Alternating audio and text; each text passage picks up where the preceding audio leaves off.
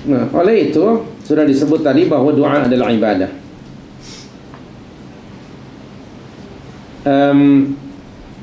Saya nak sebut hadis sebenarnya daripada Salman Al-Farisi radhiyallahu anhu. Hadis ini ada di dalam kitab, diriwayatkan oleh Imam Abu Dawud dan juga Imam At-Tirmidzi, dan Imam At-Tirmidzi menghasankan hadis ini. Salman kata Rasulullah sallallahu alaihi wasallam telah bersabda,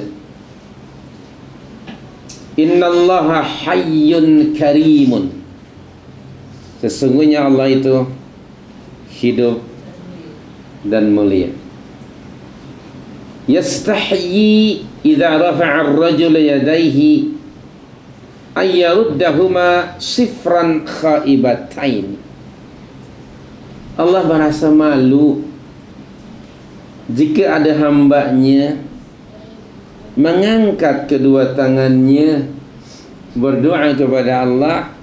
Allah rasa malu kalau Allah menolak atau tidak memperkenankan, ataupun kedua tangannya itu kosong, tangan kosong. Allah rasa malu kalau tidak memperkenankan doa seorang hamba yang berdoa kepadanya. Nah, hanya saja tentu nanti kita akan bincangkan tentang syarat-syarat dan adab berdoa supaya tidak kosong ya, tangan itu, agar ia diperkenankan oleh Allah. Sementara Anas bin Malik radhiyallahu anhu meriwayatkan dari Nabi sallallahu alaihi wasallam, Nabi bersabda, "La ta'jizu fid du'a." Jangan kamu give up dalam berdoa. Okey. Jangan malas dalam berdoa. Fa innahu la yahlaka ma'ad du'i ahadun. Sesungguhnya tidak akan ada seorang binasa kerana sebab doa. Jadi maknanya berterusanlah berdoa kepada Allah Subhanahu wa taala. Hadis ini diriwayatkan oleh Ibnu Hibban, Al-Hakim dalam kitab Ad-Diya. Baik. Dan Imam Ahmad meriwayatkan satu hadis. Demikian juga Imam Al-Bazzar, Abu Ya'la dengan sanad yang baik. Kata Imam Al-Hakim, seluruh isnad dan sanadnya hadis ini sahih. Sumbernya daripada Abu Sa'id Al-Khudri radhiyallahu anhu. Dia berkata bahawa Nabi sallallahu alaihi wasallam telah bersabda, "Ma min muslimin yad'u bi da'watin laisa fiha ithmun wala qati'atu rahimin illa a'tahu Allahu biha ihda thalathin." Mana-mana orang Islam yang berdoa kepada Allah selain daripada doa maksiat yang tiada di dalam doanya itu bermaksud untuk melakukan dosa atau memutuskan silaturahim, melainkan doanya itu akan diperkenankan oleh Allah dalam 3 keadaan. Mana-mana muslim yang berdoa kepada Allah selain daripada doa yang buruk, Allah akan perkenankan dalam 3 keadaan. Yang pertama, imma ayyu'ajjila lahu da'watahu. Yang pertama, Allah menyegerakan apa yang dimintanya itu, on the spot Allah bagi. Itu yang pertama. Apa yang diminta Allah bagi segera. Ada keterangan yang lain dari hadis ini. Kenapa? Sebab si fulan itu ketika berdoa, dia bukan doanya sebagai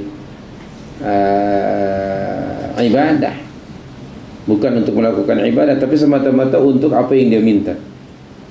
Orang yang macam ini, bila Allah bagi ni, dia biasanya lupa pada Allah. Dia dapat saja dia lupa kepada Allah. Begitu betul. Okay. Kemudian yang kedua, wa imma ayyadakhiraha lahu fil akhirah, atau Allah Subhanahu wa taala menyimpannya dalam akaun dia di akhirat nanti. Doanya itu diperkenalkan oleh Allah, disimpan di dalam simpanannya, dalam khazanahnya, yang akan dia temui nanti di akhirat. Yani maknanya Allah tidak memperkenalkannya di sini di dunia. Allah simpan sebagai dakhrun, simpanan dia. Sebagai akaun apa kalau simpanan? Akaun simpanan lah. Okay. Sama ada saving ataupun current, ini masukkan dalam akaun dia yang nanti di akhirat dia akan menemuinya di saham akhirat, disimpan oleh Allah. Atau yang ketiga, wa imma ayyusrifa anhu min as-su'i mithlaha, atau yang ketiga, Allah Subhanahu wa taala menghindarkan ia daripada keburukan.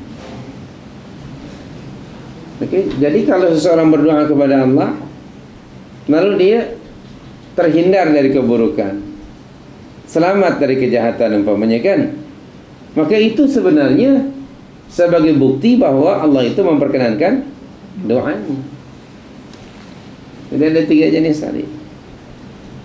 Jadi bagi orang yang pertama tu dia memang nak segera, kerana bila dapat saya dia lupa. Kalau yang kedua tu ada keterangan yang lain ya. Allah suka sekali mendengar rengekkan si hamba atau mohon kepada Allah. Merengek dia, meminta-minta kepada Allah berterusan. Tapi masa dia meminta kepada Allah, merayu-rayu kepada Allah itu bukan semata-mata menghendaki apa yang dia minta, tetapi kerana dia begitu hampir kepada Allah, semakin lagi menambah taqarrubnya kepada Allah Subhanahu wa ta'ala. Jadi bukan di semata-mata apa yang dia minta itu, tapi dia melakukannya sebagai ibadah untuk mendekatkan dirinya lebih hampir kepada Allah Subhanahu wa ta'ala. Nah, Allah suka nak mendengar suara si hamba macam ini. Rindu Allah mendengar suara ini, rayuannya itu. Kerana orang ini dia memohon kepada Allah. Kenapa dia kata, ya Allah, Engkau telah memberitahukan kepada kami dalam kitab-Mu, Engkau telah perintahkan kami untuk berdoa kepadamu. Sekarang kami melaksanakan perintah-Mu itu, kami berdoa kepadamu, dan Engkau telah berjanji bahawa Engkau akan memperkenankan doa kami. Maka perkenankanlah ya Allah. Jadi dia, orang ini berdoa kepada Allah kerana memenuhi perintah Allah, yaitu ud'uni tadi. Berdoalah kamu kepada aku. Itu kan perintah. Kini ya Allah kami memperkenankan atau melaksanakan perintah-Mu, dan Engkau telah berjanji bahawa Engkau akan memperkenankan doa kami. Maka perkenankanlah wahai Allah. Dia yakin, seorang muslim itu ya, ketika berdoa kepada Allah, bahawa Allah mendengar doanya dan Allah Subhanahu wa ta'ala akan memperkenankan doanya. Jadi orang itu tidaklah kisah Allah nak memperkenankan apa yang diminta itu di sini ke atau tidak. Bila itu urusan Allah. Tapi Allah Subhanahu wa ta'ala menyimpannya di akhirat.